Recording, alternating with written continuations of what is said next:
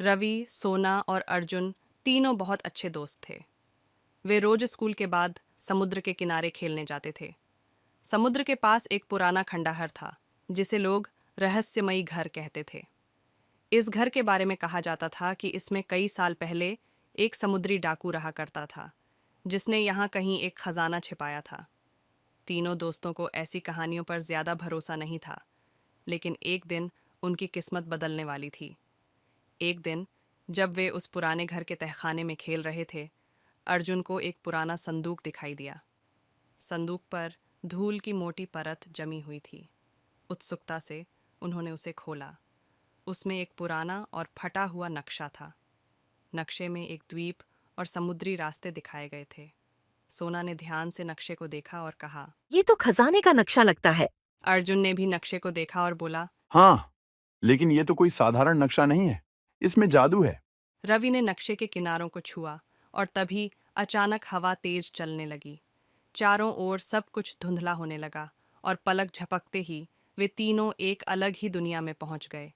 सामने नीला समुद्र फैला हुआ था और पास में एक जादुई नाव तैर रही थी। ये वही दुनिया थी जो नक्शे में दिख रही थी। सोना ने कहा। हमें खजाने को ढूंढना होगा, तभी हम वापस अपने असली दुनिया में जा पाएंगे। तीनों नाव में बैठे और नक्शे के अनुसार द्वीप की ओर बढ़ने लगे। रास्ता कठिन था। जैसे ही उन्होंने समुद्र में प्रवेश किया, अचानक हवा की गति बढ़ने लगी। लहरें ऊंची उठने लगीं और नाव जोर जोर से हिलने लगी। रवि ने पतवार संभाली, लेकिन तेज लहरों के कारण नाव को संभाल पाना मुश्किल हो रहा था। सोना चिल्लाई। रवि, नाम पलट जाएगी, हमें कुछ करना होगा। रवि ने अपने दिमाग से काम लिया और बोला। सोना, तुम दाएं तरफ से नाव को संतुलित करने की कोशिश करो, और अर्जुन, तुम बाएं ओर से पाल को बांधो ताकि हम लहरों का सामना कर सकें। सोना और अर्जुन ने तुरंत मिलकर काम करना शुरू किया। वे नाव के किनारों से चिपक गए और पूरा जोर लगाकर उसे स्थिर किया। काफी मशक्कत के बाद उन्होंने लहरों को पार कर लिया। तीनों ने चैन की सांस ली, लेकिन उनकी मुश्किलें अभी खत्म नहीं हुई थीं। थोड़ी ही देर में उन्हें दूर से एक और नाव आती हुई दिखी। यह कोई साधारण नाव नहीं थी, बल्कि दुश्मन समुद्री डाकुओं की नाव थी। उनकी आंखों में लालच और क्रूरता थी। वे भी उसी खजाने की तलाश में थे और उन्हें रवि, सोना और अर्जुन की नाव दिखाई दे गई।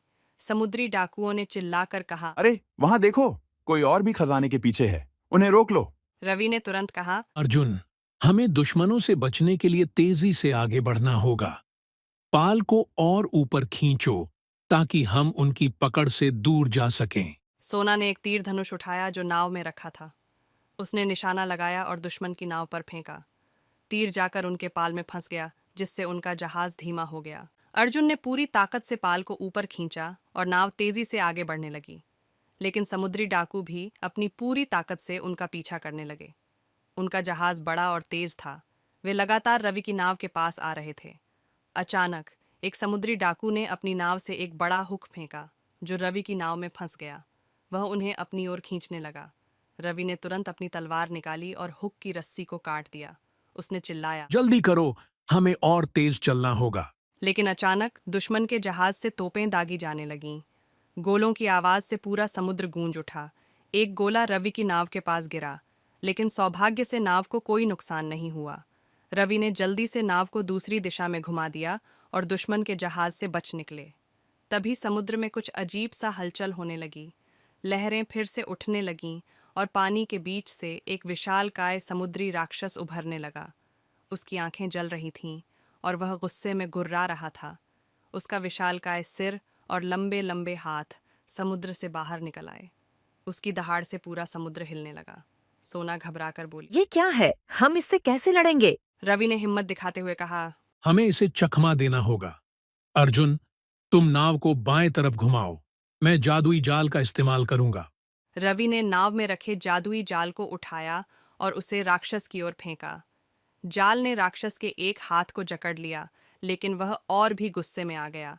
उसने अपनी दूसरी हाथ से नाव पर हमला करने की कोशिश की, लेकिन सोना ने जल्दी से नाव को दूसरी दिशा में घुमा दिया। रवि चिल्लाया। अर्जुन, तेजी से नाव चलाओ। अर्जुन ने पूरी ताकत से नाव को आगे बढ़ाया और तीनों ने मिलकर समुद्री राक्षस से दूर निकलने की कोशिश की।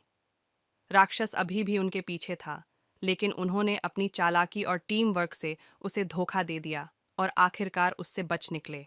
अब वे खजाने के द्वीप के पास पहुंच गए थे। द्वीप बहुत घना और रहस्यमयी था। चारों ओर ऊंची ऊंची घास और बड़े बड़े पेड़ थे। नक्शे में दिखाया गया था कि खजाना द्वीप के बीच में है। जंगल में चलते हुए उन्हें छिपे हुए गड्ढों और खतरनाक जानवरों से बचना पड़ा। थोड़ी देर की मेहनत के बाद वे उस जगह पर पहुंचे जहां खजाना दफन था। जमीन पर एक बड़ा सा क्रॉस का निशान बना हुआ था। सोना ने खुशी से कहा। यही है खजाना। रवि और अर्जुन ने मिलकर वहां खुदाई की और थोड़ी देर में एक बड़ा सा संदूक बाहर निकला।